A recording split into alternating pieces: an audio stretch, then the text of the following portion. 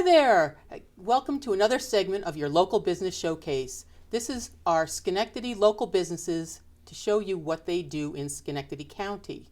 Today I have a special episode for two nonprofits that I think you'll want to know very much about. People who are helping children in our community. Rayn has a very special business nonprofit to help underprivileged children, and I'll let her tell you all about it. Rayn, thank you so much for coming to the show. Thank you for having me. Things of My Very Own is a nonprofit corporation we formed approximately 5 years ago to bridge the gap between what social service entities and other nonprofits are able to provide and what children need. Our population focus is children who have experienced extensive abuse and neglect or those in at-risk situations. And is this through social services that are referred? We receive referrals from police departments, social service entities, CPS, DSS, SCAP, Schenectady Community Action Program, Bethesda House Hospitals. So what background did you have in social services that led you to form this organization? I started out working for the Department of Corrections High-Risk Sex Offender Unit, and from there I went to Victim Services and worked for a national nonprofit organization, starting out in Victim Services and then moving up to one of the executive directors. And that led you to what concept of Things of My Very Own? When I was 14 years old, I was in foster care, and they said I was getting a foster sister. So I was very excited after growing up as an only child. She was also 14 and came in overweight, wearing clothing that would have fit a small 9-year-old.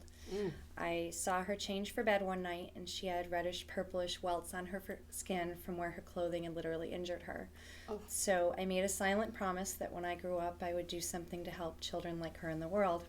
And then when we incorporated, I thought, someday we'll get really big and maybe we'll help 500 or 1,000 children. And now we're in our 5th year and we average about 5,000 children annually. So it's from your own experiences that you drew upon to form this organization? Yes. And foster care was an experience for you? It was. I had a great foster mother and great foster sisters. I couldn't ask for anything more. The system it's not what it's supposed to be, and a lot of the times the children are re-victimized by the social services system. So what specifically does your program do? The best way to think of us is the Red Cross of abused children. Within 4 hours of contact, we will provide and deliver up to 7 days of everything a child could need for a successful transition to safety. From there, once they're settled, we get referrals for our life skill development programs and health and safety services, where we teach children valuable life skills, and basically what they've endured does not define who they are. So tell us a little bit about the specific program that you have. We have our transitional aid program, which is where we provide and deliver up to 7 days worth of personal items to each child for a successful transition to safety. And what does that mean, a successful transition to safety? Often when a child escapes an abusive or neglectful situation, they don't have time to pack what they need, or maybe they didn't have it in the first place. So they just might be on the run from right. abuse. It's not uncommon for children to leave an abusive situation wearing nothing more than a towel. Mm-hmm. So what we do is we provide and deliver 7 days worth of clothing, hygiene products, school supplies, books, bedding, pillows, pretty much anything they could need. Oh, okay. So that means if you are on the run, they can Now, how would they contact you? How would a child in that situation even contact you? We're a referral-based program. Mm-hmm. So we get referrals from Northeast Parent and Child Society, okay. Parsons, Schenectady Community Action Program. So all of them. Mm-hmm. So the child would go there and then be referred. Correct. Okay. And you have other aspects of your program too. We do. We have our life skill development and health and safety services programs, which teach children valuable life skills, and more than that what they've endured does not define who they are. Okay. What are some of the life skills that they can learn? We have a program coming up in October that's financial literacy. So we're teaching children about basic banking, checking account, savings account, money management, but we're doing it we're taking a hands-on approach, and we were very blessed to have Citizens Bank sponsor us with that. Oh, well, thank them. And I know that's so important, not just for at-risk, it's any child How many of us grew up and all of a sudden you have to pay the rent and have no idea how to do so? Right. So it's a very important skill for anybody to learn. I know plenty of adults who need to learn that skill. So more, what else? We just did our annual literacy program at Okay. Proctor's Theater. We had children come in, draft their own stories about anything they wanted. Oh, They wrote the stories, edited, illustrated, and we will be having them bound into hardcover book forms for each child to keep. oh, great. So what kind of fundraising do you do?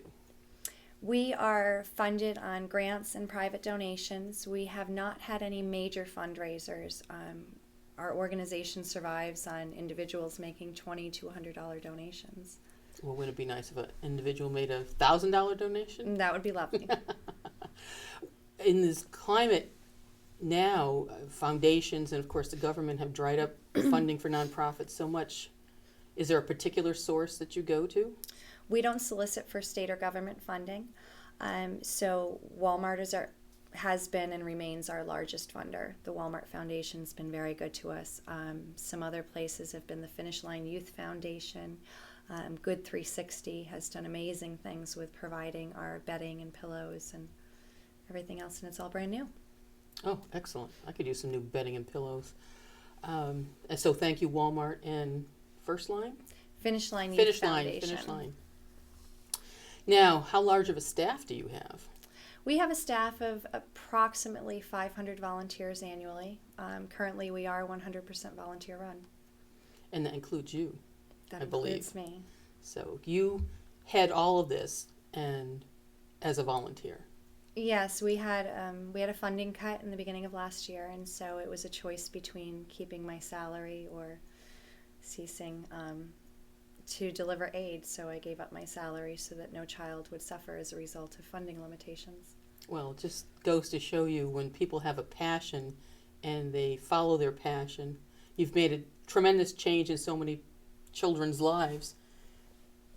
So I'm sure they all thank you for that. Yes. It's just, it's a wonderful program.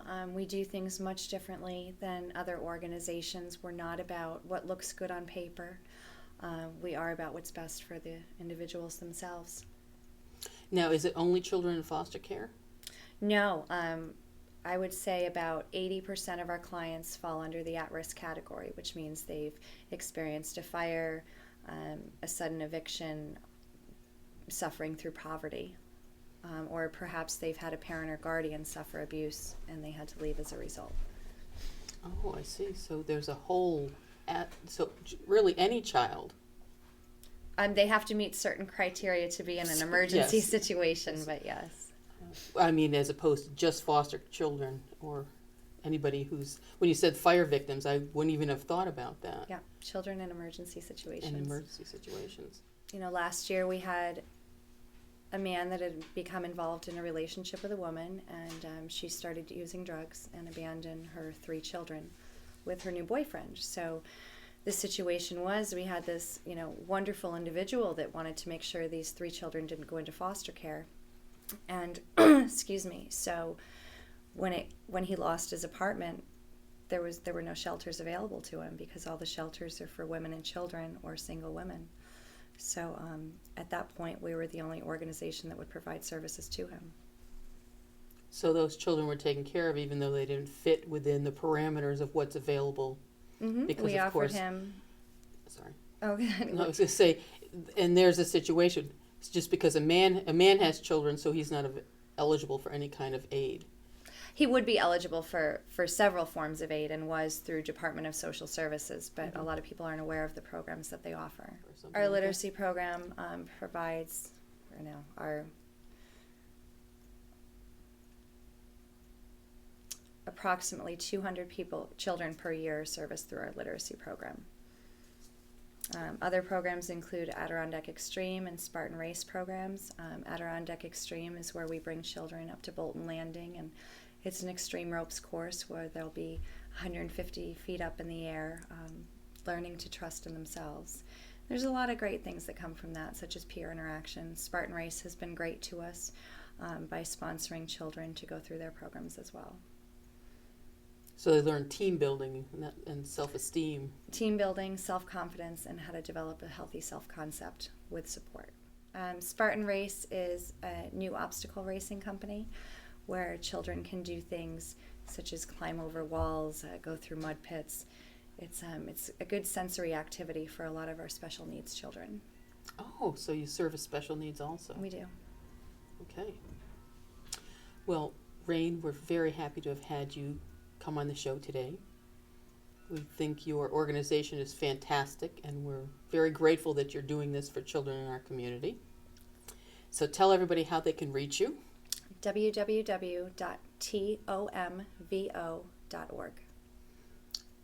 Thanks so much for being on the show. Thank you. Stay tuned, everyone, for our next guest, who is also helping children develop in Schenectady County.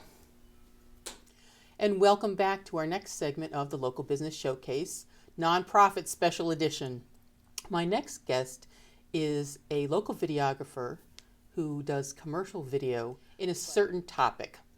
I'd like to welcome Mike Feurstein from Better Action Now. Welcome to the show. So Mike, I know that you're a commercial videographer, and you work here in Schenectady?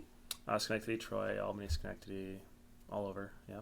And what kind of videography do you do? I do the Ellis commercials that are on the air right now, Sage College commercials, music videos, short films, people that come in the area, I rent lights to them, and anyone who hires me, basically, I'll assess the job, work for them, and move on. So you produce and shoot. Yes. But I understand that out of your commercial business, you started a nonprofit to help children. Mm-hmm. Tell us some about that. I've been in education for 12 years now. Did after-school video programs and things like that, but over the years they lose funding and what this and that. So eventually I started working for other businesses in the area that would do education-based media projects. And out of that, created Better Actions Now, which is a program where I go into schools and for a 5-day residency, I meet with 3 classes, all 3 of them on the first day, all 3 of them on the second day, and then they each get a day of their own with me. And they basically write, produce, direct, shoot, light, do sound for, act in their own PSAs. And this year, in this particular case, we're doing anti-bullying.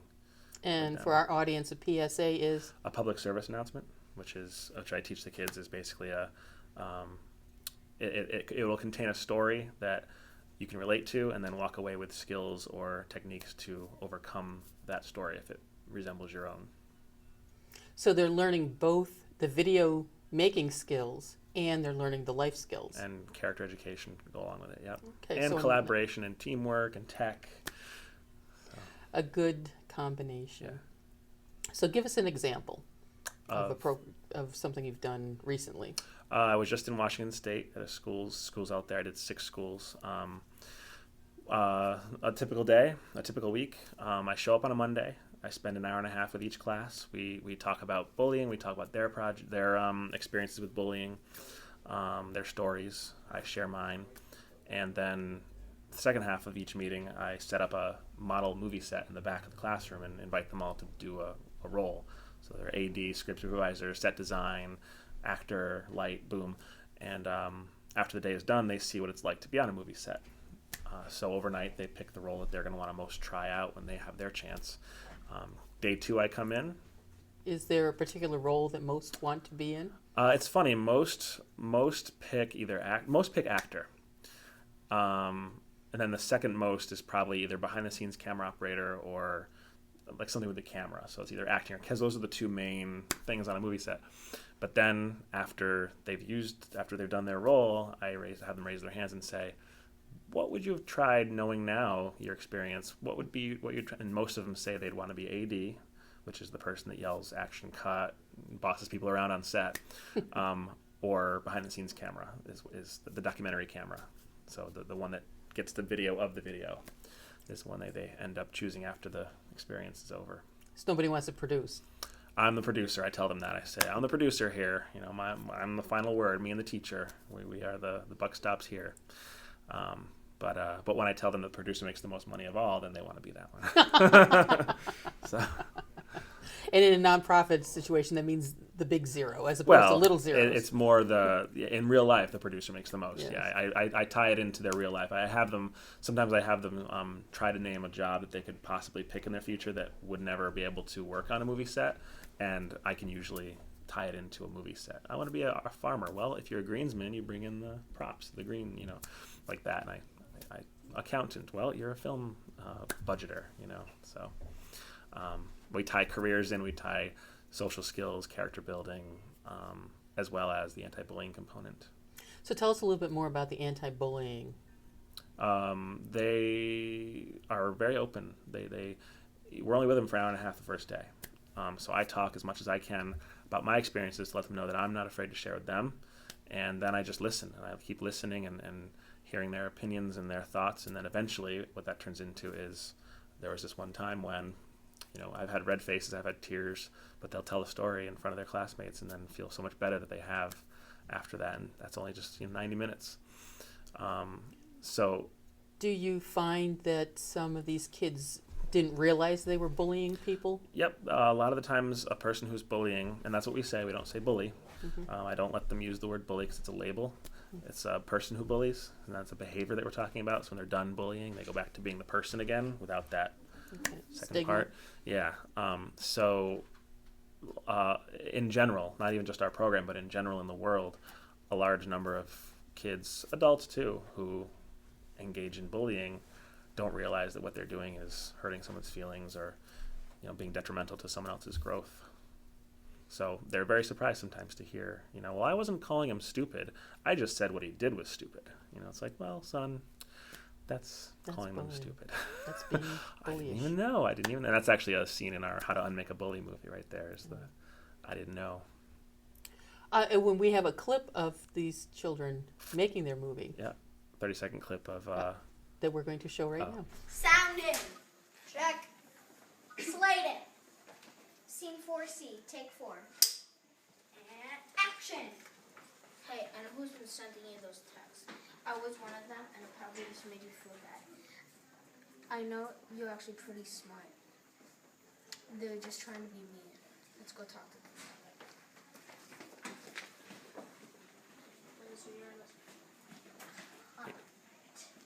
Yell it out loud. Cut. There we go. Well, that certainly does seem like they had an interesting day. Yes, they by the end want it to last longer. Want me to come back and do another day of it. They go, oh, I'm so tired, but I do it again in a heartbeat. They just really are into it. I think we all, once we get onto a crew, we want to just do this forever. There's a collaborative family dynamic that I worked in a high school out west, and the teacher said later on that some of the kids remarked that they